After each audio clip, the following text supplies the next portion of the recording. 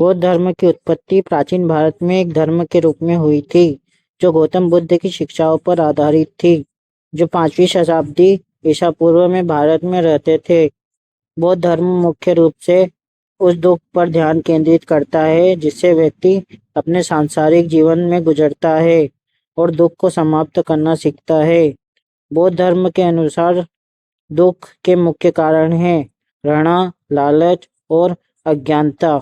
बौद्ध धर्म दुख को समाप्त करने का तरीका सिखाता है, जो मानव जीवन का अंतिम लक्ष्य है, जिसे निर्वाण प्राप्त करके प्राप्त किया जा सकता है। पुनर्जन्म के चक्र से मुक्ति। 12वीं शताब्दी में इस्लामी शासन के दौरान भारत में हिमालयी क्षेत्रों को छोड़कर बौद्ध धर्म का अस्तित्व लगभग समाप्त हो गया था।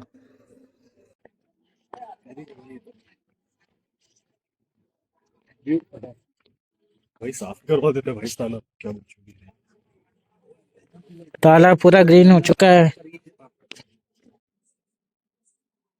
मौर्य वंश के भारतीय सम्राट अशोक ने 3री शताब्दी ईसा पूर्व में एक अत्यंत विनाशकारी युद्ध के बाद बौद्ध धर्म अपना लिया था। अशोक ने एशिया भर में विभिन्न बौद्ध स्मारकों की स्थापना और बुद्ध से जीवन से जुड़े महत्वपूर्ण स्थलों को चिन्हित करके बौद्ध धर्म का व्यापक प्रचार किया। उन्होंने बुद्ध के अवशेषों को संरक्षित करने के लिए 84,000 स्तूपों का निर्माण करवाया। सांची स्तूप बुद्ध के अवशेषों को संरक्षित करने के अशोक के इन्हीं प्रयासों का परिणाम था। सोच अगर रोशन की दूर तक लाता हूँ फिर अंदर सोचता हूँ लॉगिन करूँगा और एकदम गेट पे बोलता भैया रिकॉर्डिंग फोन जमा कर ये स्तूप 2 है पर इसमें कोई गेट नहीं। भगवान बने हुए हैं। रिजेंबल ये सेम चीज कर रहा है बट इसमें कोई गेट नहीं।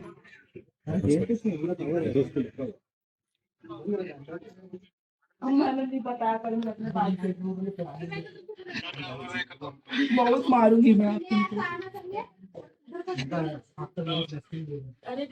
हर इसमें अलग अलग डिजाइन बनी हुई है। भारत की सबसे पुरानी पत्थर की संरचनाओं में से एक सांची का महान स्तूप शुरू में बुद्ध के अवशेषों पर 3री शताब्दी ईसा पूर्व में बनाया गया एक ईंट का गोलार्ध था। बाद में 2री शताब्दी ईसा पूर्व में गुंबद का विस्तार किया गया और पत्थरों से ढक दिया गया। गुंबद की परिक्रमा करने के लिए एक सजावटी सीढ़ी बनाई गई। जमीन पर स्तूप के चारों ओर एक और पत्थर का कटघरा बनाया गया। कितना बड़ा है भाई। हाँ ऐसा तो मोहित मैंने भी एक्सप्लोर नहीं किया था। रिटर्न आते हो यहाँ से जाएंगे, यहाँ से घूम के उधर मैपिंग माइनक्राफ्ट खुला है ना, स्टैटिक क्लाइम करते हैं तो मैं वहाँ से रिटर्न आएंगे तो वाला रास्ता एक्सप्लोर करेंगे।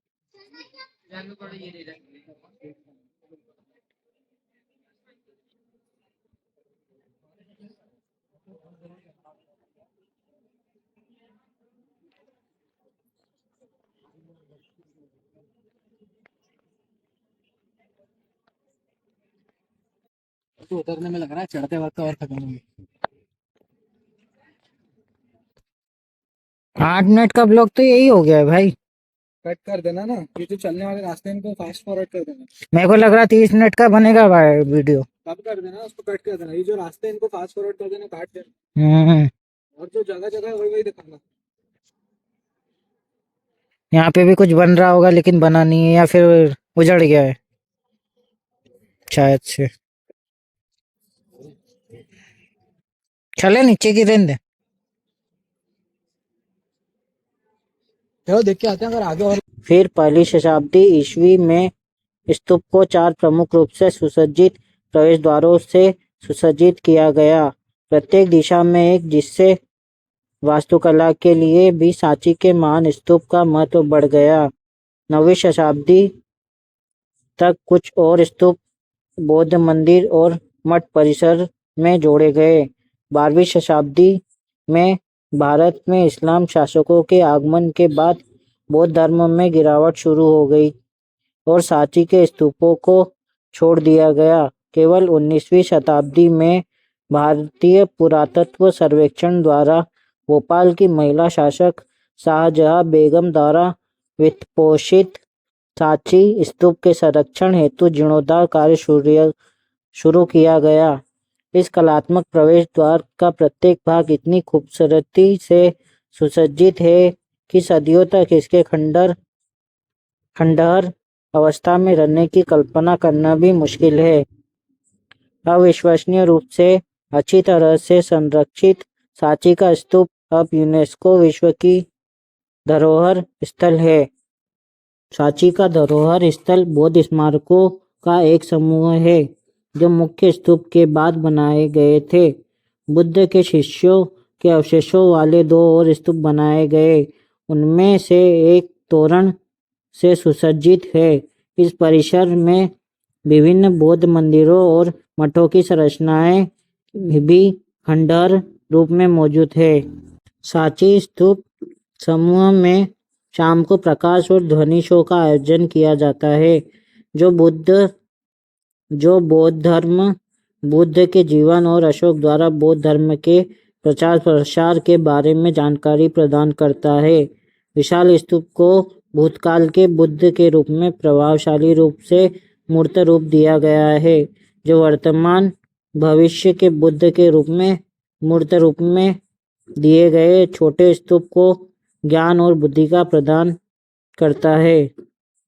प्रकाश और ध्वनि शो का समय प्रतिदिन शाम 7:30 बजे है। सांची स्तूप का समय प्रतिदिन सुबह 6:30 बजे से शाम 6 बजे तक है। पूरा स्वेटी हो गया। ये दोनों थक चुके हैं और अब बोल रहे हैं जहाँ ले जाए वहां चलो।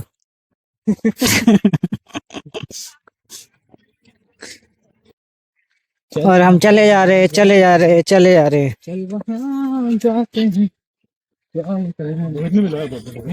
सांची स्तूप तक पहुंचने के लिए आपको सांची के सबसे नजदीकी शहर विदिशा से 10 किलोमीटर की छोटी सड़क लेनी होगी, या फिर मध्य प्रदेश के सांची के सबसे नजदीक शहर भोपाल से 45 किलोमीटर लंबी सड़क लेनी होगी। विदिशा और भोपाल सड़क और रेल दोनों से जुड़े हुए हैं। हवाई यात्रा के लिए भोपाल सबसे सुविधाजनक हवाई अड्डा है।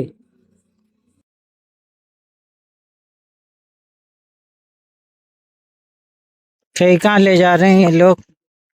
रास्ता बंद है फिर भी। देखो अब क्या होता है।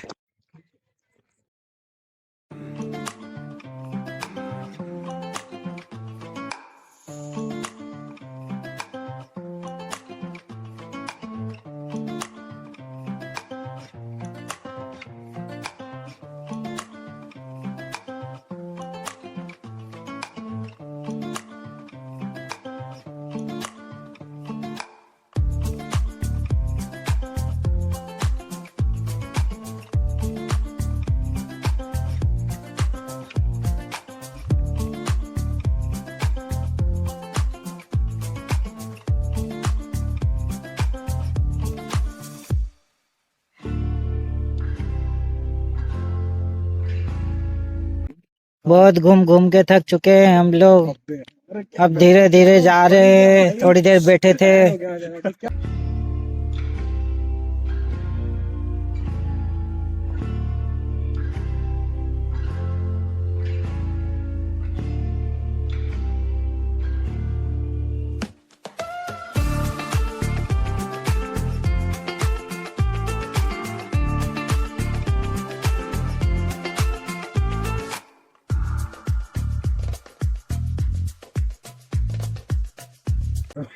इतना मत बोल भाई, मेरे को काट काट के डालनी पड़ेगी। क्या क्या बोल रहा हूँ, मुझे काट काट के डालनी पड़ेगी ब्लॉगिंग। और वो मत बोल ले। हाँ हाँ भाई। लगभग 14 चलती है इसकी।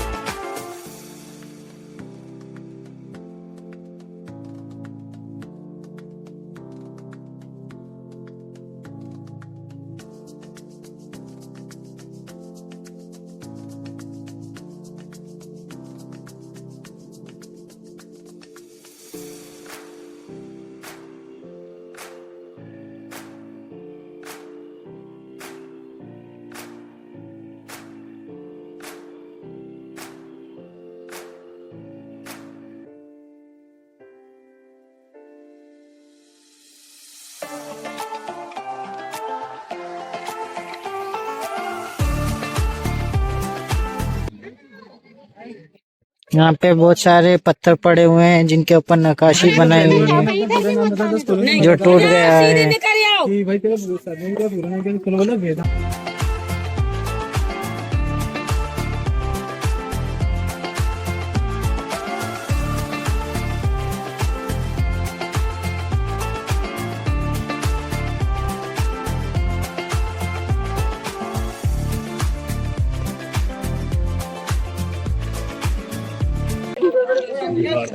बिहार बिहार लिखा सही लिखा देख बिहार लिखा बिहार गलत लग रहा था बिहार से मैंने कहा बिहार हो तो समझ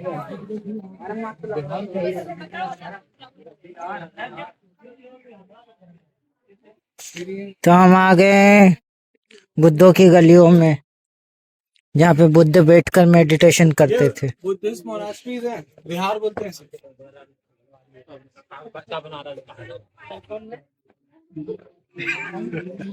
इनको मोनास्ट्रीज बोलते हैं बिहार तो बैठ क्यों गया?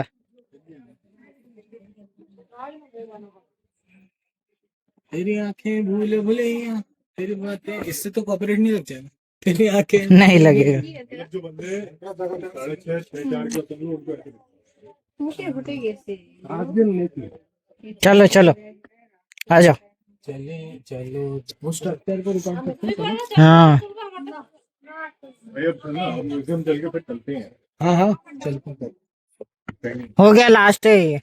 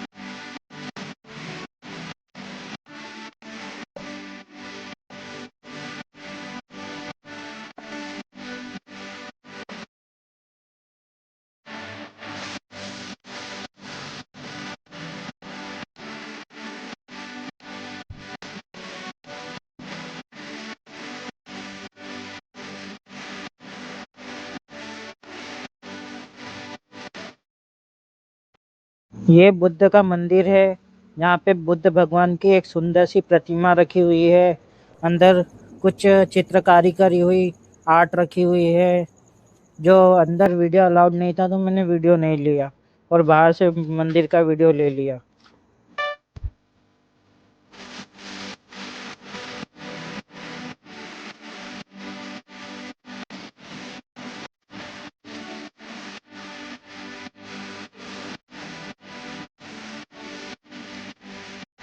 अब हम आ गए हैं संघमित्रा रेस्टोरेंट, जहाँ पे हम खाना खाएंगे।